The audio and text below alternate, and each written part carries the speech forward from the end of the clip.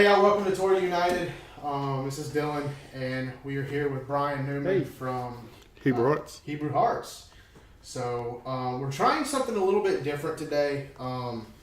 We're actually going to try and do some interviews. Some people have brought up the fact that they don't want to film themselves, so we're going to do an interview today. That sound cool with you? Yes, sir. All right.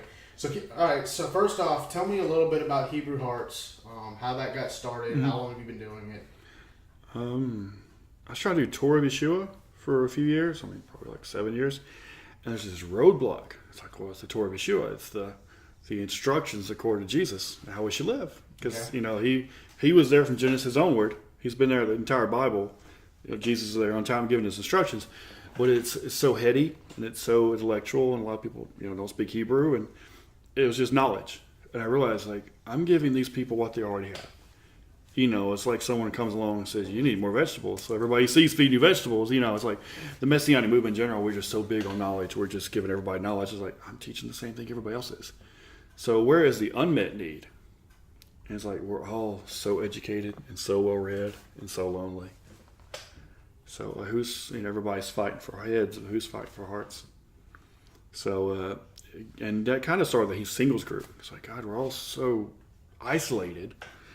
This is very much a family movement. Everybody's got 5 kids and they homeschool. And if you're single or divorced, you're just left out in a way. Right. So what do you mean to do about this? So I started a singles group 3 years ago. And it was under Torah of Yeshua. And just it keeps coming back. Like, Brian, there's 5,000 teachers in this movement. Somebody has to fight for their hearts. Right. So, and all these people are very brilliant and very educated and very alone and very broken. So I started, hey, unite these people. So I started a singles group to get all the singles together. It's like, well, there's all these people in South Carolina, North Carolina, and Canada, and all the world that they live 5 miles from each other, know each other is. Right. So I started regional groups, like Canada Torah Fellowship, North Carolina Torah Fellowship, Texas Torah Fellowship, and people started meeting each other. These 2 ladies are in Kansas. Both of them wrote me in the same month. Like, Brian, I'm so alone. I don't know anybody. Where do you live? Such a town, Kansas.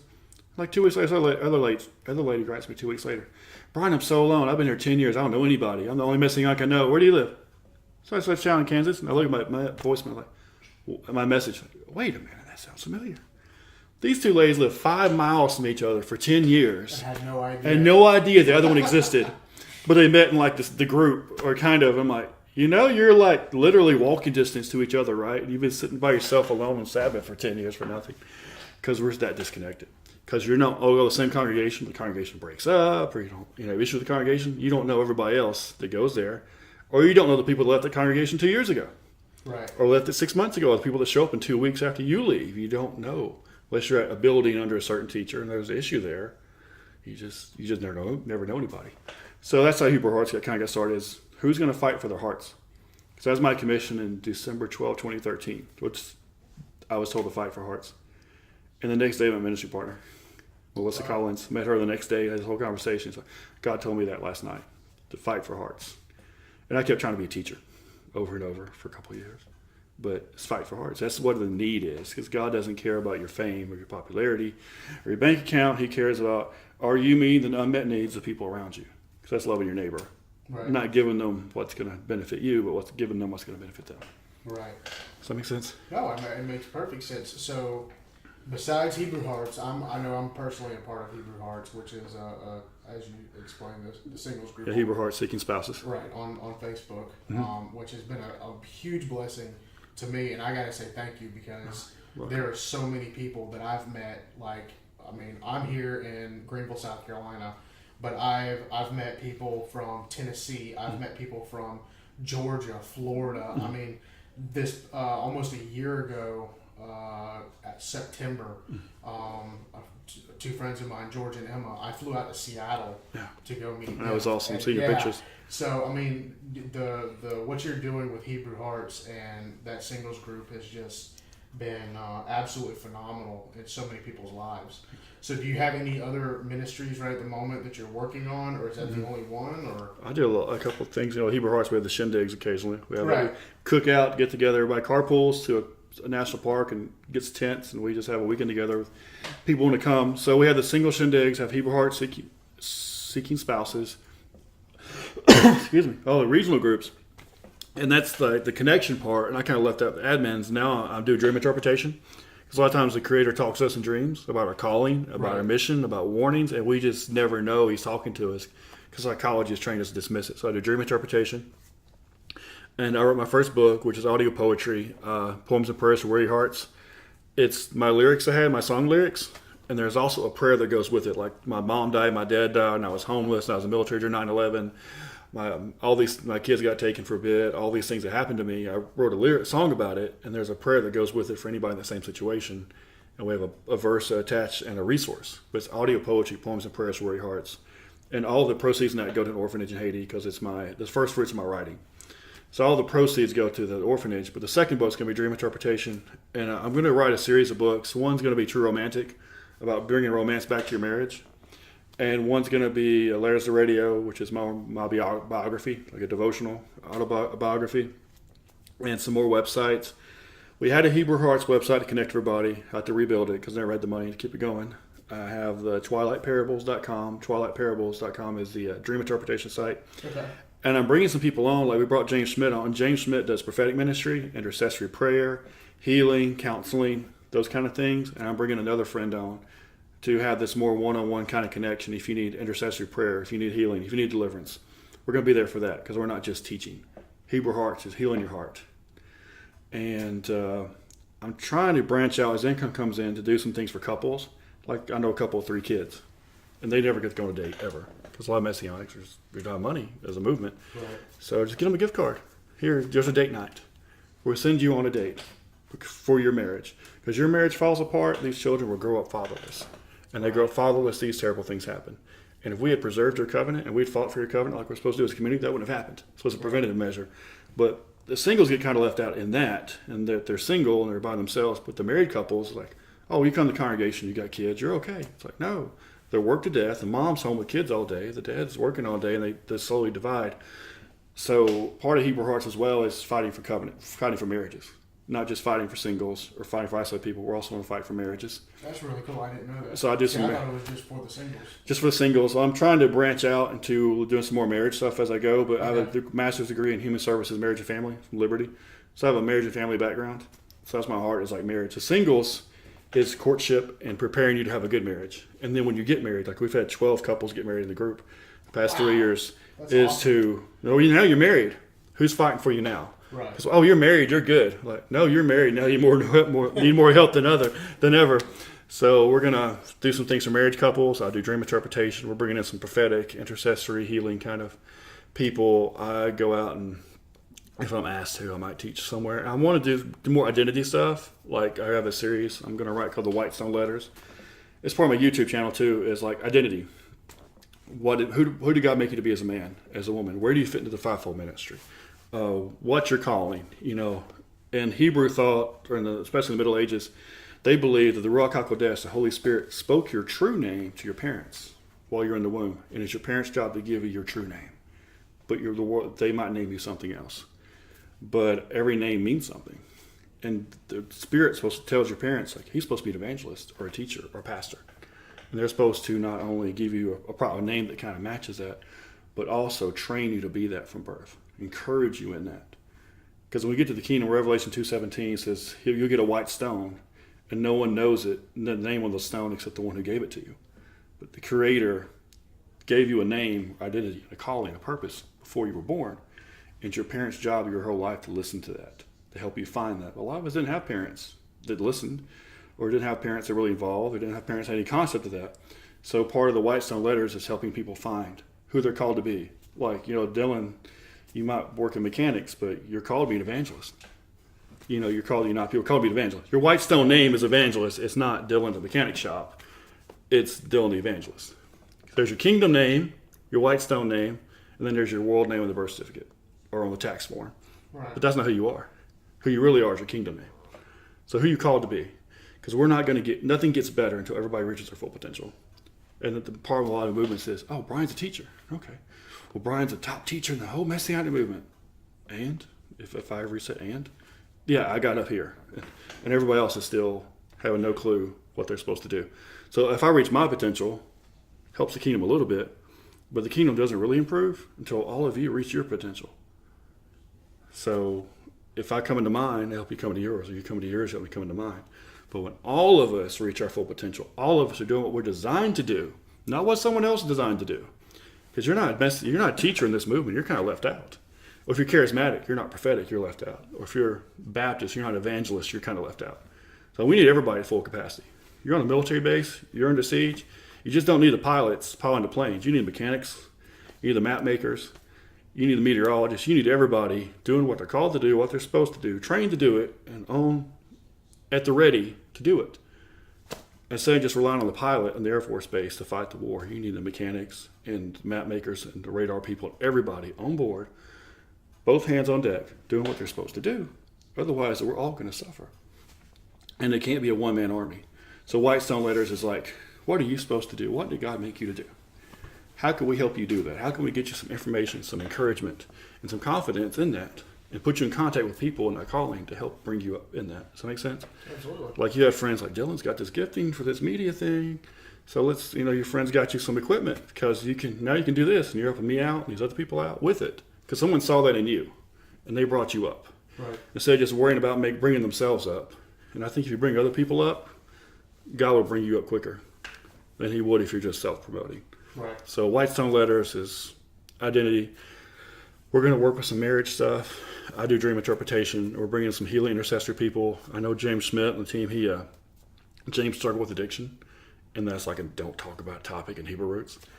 But he did. He has a really calling for that. So there's people that now that I think about it, I'm like, oh yeah, it kind of is, isn't it? It is. Don't talk about it unless you're addicted to holla. Keep your mouth shut kind of mentality. But unless you're addicted to matzah. But James deals with people with addiction. He's called to do that. If you're healing for intercession, and we'll have him get him a phone and say, "Hey, if you're struggling with this, call James. He'll help you out." Yeah. Not just let's fill your head with some esoteric knowledge about 2,000 years ago. Cool. So I'm thinking, if would it be cool if I were to get the website links and Yes, stuff? that'd be great. And I can put those in the description. Yeah. Remind me to write those down after we finish recording. Mm-hmm. So, all right. So let's rewind the clock back a little Okay. bit. How did you grow up in a church home, or what's your background like? Let's start with that. My mom drugged me to Baptist church. Okay. My dad sold drugs. Okay. To the Hells Angels of all people. He sold drugs to the motorcycle gangs. The Hells Angels. Iron Horsemen and the Hells Angels. Wow. Okay. So my mom didn't cuss, didn't smoke, didn't drink. Little redhead Irish lady. And my dad sold drugs to the Hells Angels and Iron Horsemen. So this is this strange background. We don't fit in either world.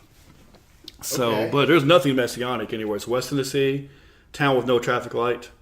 We lived in a log cabin. I had a pet raccoon and 2 goats. I kid you Wait, not. stop. Hold on. Time out. Rewind. You had a pet raccoon and 2 goats. Yes. And the raccoon died of an overdose. This is how hillbilly it was. Raccoon died of an overdose. Of a drug overdose? Yeah, this is how the hillbilly it was. The raccoon OD'd. I don't know what happened to the goats. I think somebody ate them. Stole them and ate them probably. I had a golden retriever. When we lived in a log cabin, all we had was wood heat. We didn't have electric. We didn't have air conditioner worked at the time. We didn't have a phone half the time. We didn't have water half the time. We didn't have food sometimes. I had to pick.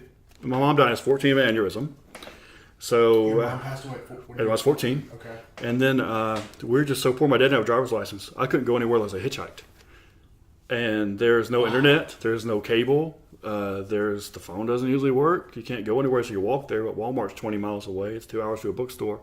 So I grew up as an intellectual wasteland. Like everybody I know is almost everybody I know. It's like maybe graduated high school. Wow. Nothing Jewish at all. This point, this is the most un-Jewish place you could ever be, except for like a pig pen. Now, did you grow up in Tennessee? West Tennessee, okay, close to Memphis. So this is un-Jewish as can be. The only church is Baptist or Pentecostal. That's your only 2 options if you go to church. Okay, and that's it. I met one Jew my entire life. I was 24. I never met a Jew. I shook hands with one once that my uncle worked for, but I never knew he was Jewish. I was my last year of the military before I ever met a Jewish person. So this is no part of my upbringing at all whatsoever. Occasionally went to Baptist church, and like my mom died, they brought us some food. Went to the potluck so we could eat. because we wouldn't eat otherwise. We picked up beer cans off the side of the road to get lunch money. Or we go to this restaurant, pick the trash away the parking lot, and they give us leftovers kind of thing. So it was not Jewish at all. Church stuff, really sweet people. Older people are sweet. The kids make fun of you because your clothes don't fit right. And so you just kind of quit going. So 14, I stayed with my great aunt one weekend. She's from California. She moved to Tennessee like 6 months. I met her one time. I stayed a week in her house. I read The Great Controversy, which is church history. Oh, that's why I always wondered about the Sabbath. So I was 14. I read part of The Great Controversy. You get some church history at least. And then my mom died, 8th grade. Entire 8th grade class goes to her funeral. And her preacher shows up. And I've been trying to teach myself to read Greek. There's these old encyclopedias. And it's like biology. Bios is Greek for life. Logos is Greek for study. Psychology, psyche, there's the root words. Right. So I just write that down in a notebook because we had no computers. So you're playing Oregon Trail at school. So there's no internet. Right. This is like 1995. So I dated myself. So it's that's all we had. But I was trying to learn Greek. So this preacher gives me a Greek English New Testament. It's English on one side, Greek on the other. So I just try to teach myself Greek for some strange reason. And then a little Greek lexicon. And then 3 years after that, well, after my mom died, after that happened, I just went off the deep end, painted my nails black, started reading Anne Rice novels, and listened to Smashing Pumpkins all day. Just went off the deep end for 10 years. But from like 14 to 25, I was pretty well a heathen. Grew up Baptist, got baptized as like a kid because you go to church camp. But like 14 to 25, I'm pretty much a heathen. But the strange part is, I knew about the Sabbath. I knew not to eat pigs. I knew all this stuff. So Christians try to witness to me. I'm like, well, hey, God, your God loves you, not me, because I was really Gothic. But I was also saying, why are you talking to me about following the Bible? You have a Baal tree in your Christmas. You have a Baal tree in your living room. You're eating a pork chop, and you're telling me to follow the Bible. It makes no sense. So I get really hostile. Right. Because are you Jewish? No, I'm not even Christian. I just know what the book says because I read it. Well, you should try it. I was really arrogant, but I was. It's an obstacle to a lot of people, like a lot of atheists, even Jews. Right. Like people are like, well, a lot of people will quit drinking alcohol because it might be a stumbling block to the neighbor. We're like, well, eating pork chops can be a stumbling block to millions of Jews and Muslims. So maybe we should quit doing it just because of them. But as a stumbling block to me, it's like, go back and read the book, then come back and preach to me. Because my mom's pastor gave me a Greek Bible. My 8th grade teacher, this is a public school, it's the country. My 8th grade teacher gave me a Bible, study Bible. I was 14 at public school. Gave me a Bible. I read it 3 times cover to cover. It literally fell apart. I didn't do anything with it for 10 years, but I used to argue with people. But it's nothing stuck because I read this Bible when I was 14 or 15, cover to cover 3 times, and it fell apart because I read it so much, and I knew these Greek words and such. But I was just total heathen. And that's part of the danger of the Hebrew roots sometimes is we got this knowledge. It doesn't change us. We just have this knowledge. We think it's a replacement for heart change. But it's not. So 15 to 18, 15 to 20, I turned 20 boot camp. I'm just couch surfing. I sleep with whoever, I have clothes in my car, and I just sleep in my car, or I sleep whoever's house I happen to be near that night. And I ended up dropping out of high school, working 2 jobs, and joined the Air Force. I worked 2 jobs. I failed 11th grade, failed 1st grade, special ed for math for 5 years, speech therapy for 2 years. My school said I'm mentally retarded. I quit school, 11th grade, worked 2 jobs, and homeschooled myself. I turned 18. I was just going to work. I can't work at Walmart. I hate it. So I saw this Air Force recruiter, and long story short, it's like, well, you got to get a diploma, man. You join the Air Force. How do you do that? Well, you're 18. You can homeschool yourself. So I went and took these Christian homeschool people, and they said, don't worry about the classes. Just take the test. So I saved up $500, worked in the grocery store in Walmart, and took the test and got a diploma, went to boot camp. By the time I was wearing black nail paint and listening to Smashing Pumpkins, and walking around Anne Rice novels, and just pretty well gone. I was gone. And go to Germany, start going to Bible study. Really mad at God still, because I was in Germany during 9/11. My fiance said she had cancer when she did and broke up with me. My dad died 4th of July. My brother tried to kill himself. Wow. He got committed. I got in trouble with the military coming home, trying to check him out. I tried to adopt him. It was a big mess, but that was 2000. But I didn't realize, real quick, I didn't realize you had siblings. Let me see what you I have one younger brother. Okay. He got saved miraculously. He's a deacon now. I'm still not ordained. He's a deacon. But so 2000, 2001, I'm in Germany. All this crazy stuff happens. My dad dies. 9/11 happens. I'm overseas. I'm suicidal for 2 years after that. And You were suicidal while you were in the Air Force? well, I was in the Air Force, Okay. yeah. So I go to Bible study. This Baptist guy, great guy. And then I got to get out of Germany. I get stationed in Oklahoma. It's like, God, why'd you send me to Oklahoma? Because I want to go to Greece and Japan. And I studied ninjutsu, and the ninja live in Japan. You can actually go to training camp there. You can save up the money if you're part of one of the Rus, one of the families. So I want to go to Japan really bad, or Greece or Italy. Nope, sent to Oklahoma. I was so mad. And it turned out one of the best things for me, because I was another Baptist Bible study, and there's this Baptist preacher who I thought this colonel's daughter was cute. So she went to this Baptist church, and they were feeding people that night. I was like, wow, cute girl and food. I'll go. So he's doing this study on the feast days of the Bible. Okay. And I listened to this thing, and I didn't pay any attention at all. It's like somehow planting a seed, but I didn't pay any attention to what he was saying. But it's about the feast. And then 7 years later, You were doing the thing on the feast, and you were more concerned about the girl on the food.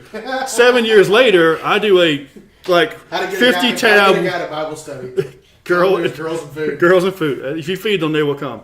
But 7 years later, I do like a 50-page website on the feast. It got deleted. I couldn't pay for it. And then, but my heart's starting to soften. And I'm in Hobby Lobby. And I see this guy there, skinny guy. And I start talking to him, and he's got this painting up, these Hebrew letters on it. But I know what Hebrew was. So I'm like, are you Arabic or what? Are you Muslim? And he's like, no, I'm Jewish. I'm like, you're Jewish? You're the first Jew I ever met. And I'm 24, 23, 24. He's like, come to my house. So I come to his house, and he makes me matzo ball soup and tells me about me. I was 19, but paint my nails black. I took on this pen name, Azrael. And I had no idea it was Hebrew or anything. I just took it on. I liked it a lot. It meant anything. He's like, how'd you get the name Azrael? It's like, I found this book, da-da-da-da. And he's like, dude, that's Hebrew for God is my joy. God is my comfort. It kind of fits because you're depressed all the time. So 5 years before I met a Jew, I was given my Hebrew name, not knowing it's Hebrew, not knowing what it meant. Wow. And then it means God is my joy, God is my comfort. It's like, and I have a depression, anxiety disorder. So then I got out of the Air Force, but I learned a little bit about him. So it's the first Messianic anything I ever went to. I'm 24 years old.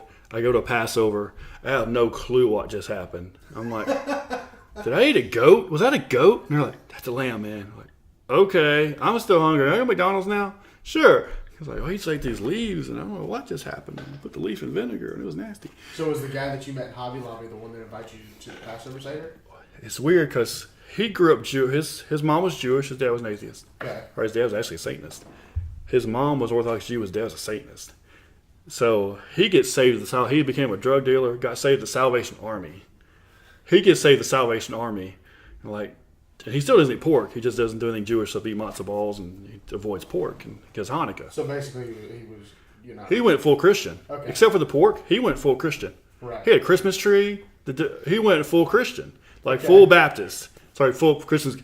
We're technically Christian. He went full Baptist. He went full Salvation Methodist. Salvation Army is Methodist. Okay. He gets saved in the Salvation Army, goes full Methodist. But he's like, man, and my mom doesn't believe in Jesus, but there's this place in town for Jews that do believe in Jesus. So his mom's 70 years old. She can't see the drive at night.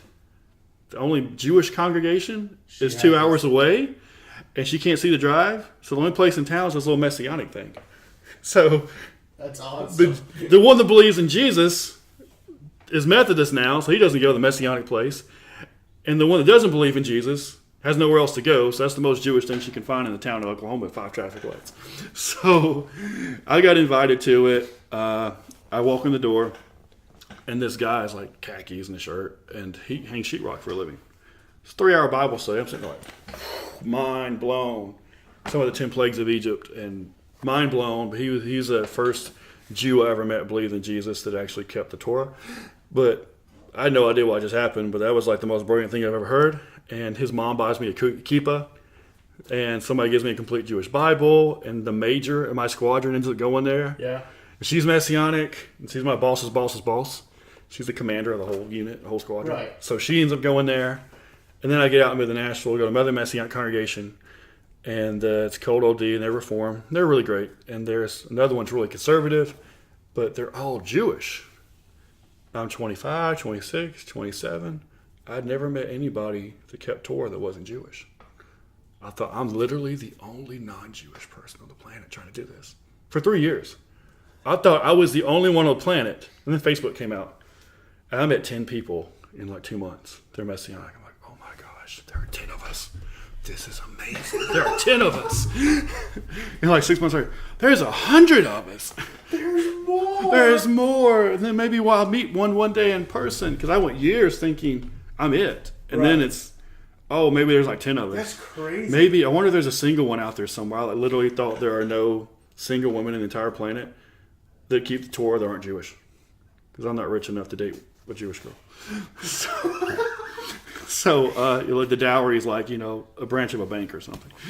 So I literally thought I was the only one that was not Jewish for a long time, for like 3 years.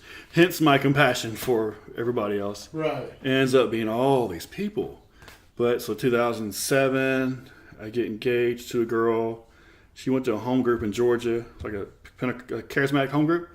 And they went to church on Sunday and ate pork chops, but they also did the feast, which was kind of strange. But it's close enough. So, and they get engaged. I go to Germany. I was supposed to go for a year. Came back 6 months later. I was an exchange student. I was in college this time in Nashville. So I go back to Germany. So you're not in the military by this Yeah, time? I left the military in 2004 Okay. in Oklahoma. And then I went to Nashville, get a German degree. Went back to Germany to a language school in Munich. And I became an exchange student in Germany at TU Dresden for 6 months. And I came back to the States. And we got married. And I'm near the town I grew up in, where I had a pet goat. Sorry, I had 2 pet goats and a raccoon. And lived in a log cabin. And I never met a Jew in my life. I went back there. It's 45 minutes north of there. It's the closest super Walmart, So like, now what am I going to do? Like me and her, like the only people on the planet to do this. Right. And this former Worldwide Church of God preacher got spirit filled, so they kicked him out because he speaks in tongues. And he rents out the basement of the Jewish temple. This Reformed Jewish temple rents the basement to him. Somehow I found out about it. There's like 30 people in the room. And every single one of them is a Gentile. And they all keep the Sabbath and the feast. And it's this town, 45 minutes from where I grew up, where I thought would literally be the last place on the planet ever to do anything like that. But I started going there in 2008, and that's the first time I actually kept all the feast. Because I'd never met anybody that wasn't Jewish. And they just did it's Passover, Rosh Hashanah, and Atonement. They didn't do Sukkot. They just kind of didn't really completely do any of it except show up at church for 2 hours and go home. But didn't really do it. So then I went there a couple of years and did the Sabbath plus the feast and found out about, the lost tribes and all this stuff. But that was 2008. But it was 2004 before I ever met a Jew.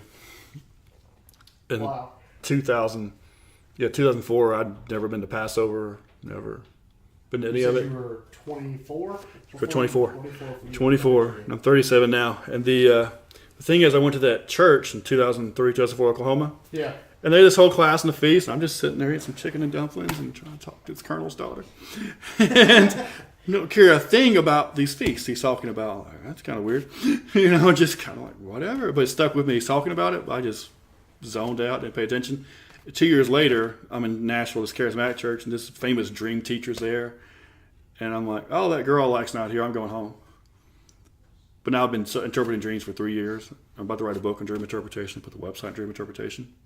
In 2018, but back in 2003, back in 2006, 2005, 2006, 2007 time frame, I was like, oh, there's famous dream interpretation teachers at church, but I don't hear that. The girl I like's not here. I'm going home.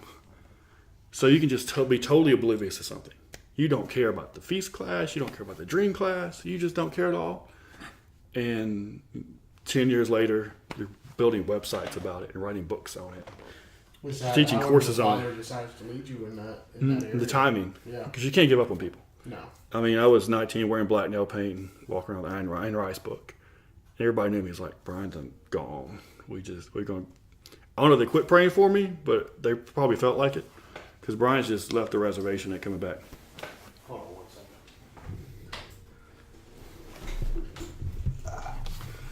Yeah, you can just go ahead and answer that for me, please.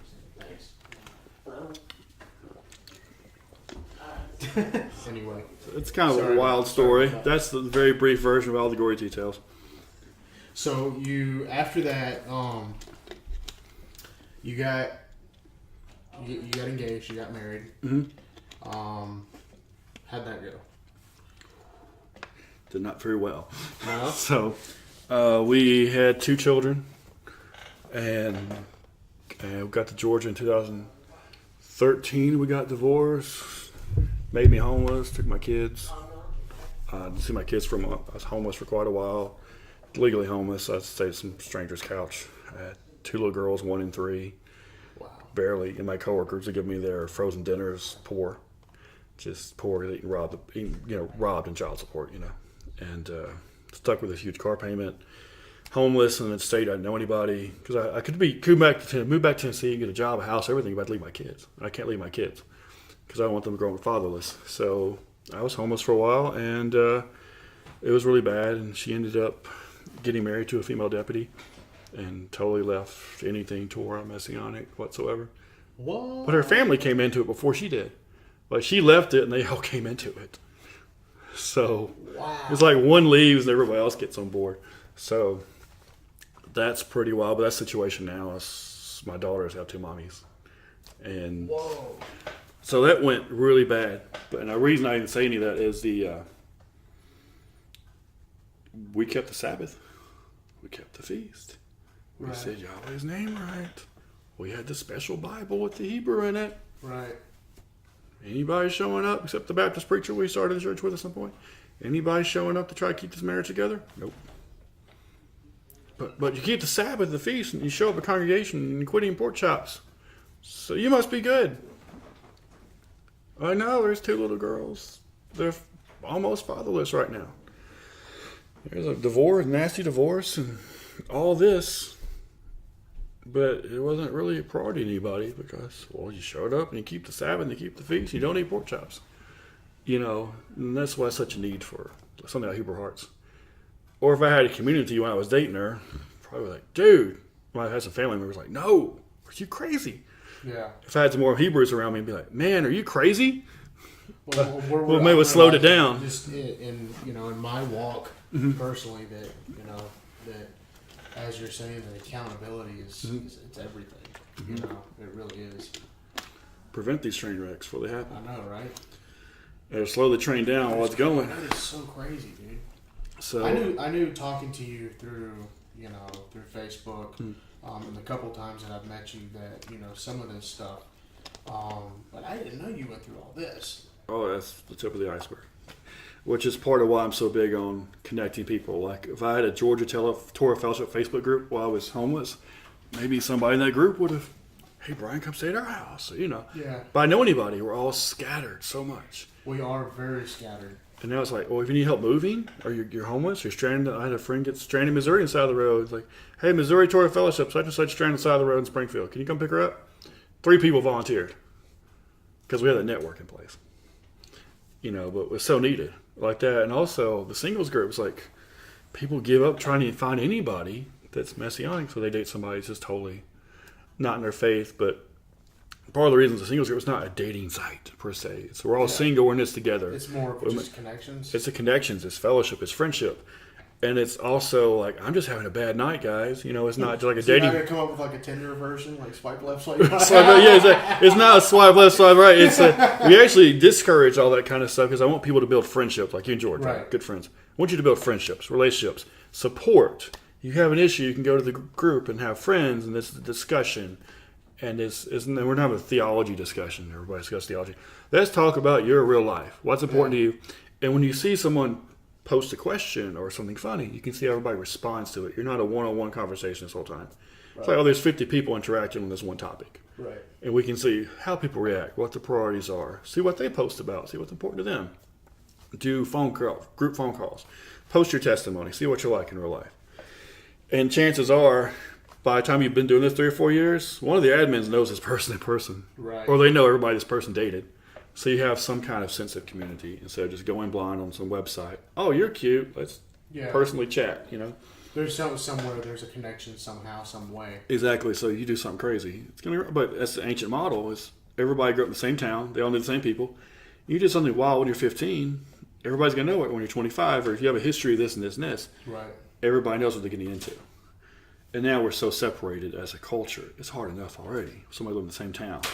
But then it's like, okay, you don't get along with your family, kind of disowned you because you're Messianic, and there's no one in your town, but you met somebody in another state on Facebook, and you're hoping to get to know them, but you got 2 kids to take care of. Yeah. You don't get in a bad situation. Yeah, there was somebody I met in Alabama, and it was just it was very hard for them to travel because of the fact that they had 2 kids, and they didn't have any fellowship.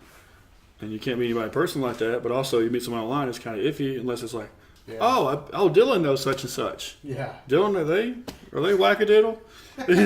Brian, is this someone you've almost had to hurt earlier?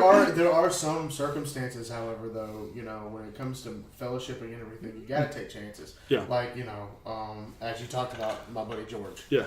I flew across the country to go stay with family I'd never met. Yeah. But you logged a couple hundred hours in phone calls and group interaction and video. Yeah. Oh man, we had been on so many phone calls and everything. And people that know George. Oh yeah. So it's like it's not just like a dating site where you just randomly saw somebody's picture that may or may not, be some dude in his mom's basement. Right. Claiming to be named Shuri's. So what's your outlook from here on out? So what are your plans with the ministry and Singles groups pretty much up and running. Great admins. You guys have been together well. The regional groups. I want to get a website again where they're all listed, like how you find all these places. I got a dream interpretation website. Trying to get a book going. Ever get married by miracle? Y'all pray for that, please. I'm trying to get a true romantic group for prayer for marriage. I am seriously asking for prayer, and as soon as possible. So, I want that styrofoam diet. Not tomorrow. Right, then if it happens, it happens. He's got faith. He's got faith. But I want to branch out me personally into reaching out for couples. If I was married, it'd be much easier to couples. Right. I do couples counseling and doing some video. I want to branch into a radio show and a video series on dream interpretation, on identity, and on interviewing people, and on marriage stuff. It's like interview couples. What works? What doesn't? What's hard about being Messianic and married? So I'm really called into the courtship and marriage arena, and to help with dream interpretation, help people find their identity. Melissa in the ministry team, she's very encouragement, counseling women, these kind of things. She's got incredible testimony. And James does intercession and prophetic ministry and prayer. And I want to branch out into things I don't do personally. Expand the team. Like if you need something, you're struggling with addiction, you can call this person. If you're a single mom, you can call this person. If you need a dream interpreter, call this person. If you need help with this, you can call this person. Expand and expand and expand. So if you have a need, we can help you fill that need. Not just if Brian doesn't do it, it doesn't happen. If Brian doesn't know how to do it, it doesn't happen. Have somewhat expertise and all these things. Of course, that takes a lot of funding. Right. To build websites, to write books, have the time to do it. So as the funding increases, and I meet people that can bring on board, expand, and just all the things the Christian church does for people. Because Messianic's like, well, if you need to know how to spell Yahweh, we can help you with that. But nothing else, you're on your own. Right. But I want to offer us eventually as a movement to have all these things, the support systems that the church does. Cool. That's awesome. That's the bigger vision. With me personally, counseling, doing the radio, writing books, and one day, a long time from now, I want to get one of those ski lodges in Sandpoint, Idaho, and turn it into a marriage retreat for ministers and their wives. That'd be cool. Because most of them are like independent. They have no one, no accountability above them. They can't go to any of the competition for counseling.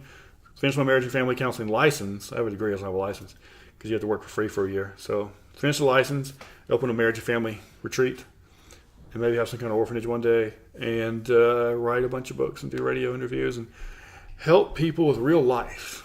And help Messianic people with real life. That's awesome. Well, Brian, that is, it sounds like you got all your plans nailed down. And just need a wife for it. Some healthy donations. Pray for his wife. So, but we thank you for sharing your testimony, and we appreciate you driving to Greenville from Tennessee, dude. I when it comes to moving this equipment, it helps me out a lot. There you go. But we thank you, dude, and thank you. Thank you for sharing your testimony. Awesome. So, Thank y'all for viewing the walk, and we'll see y'all next time. Shalom to your hearts.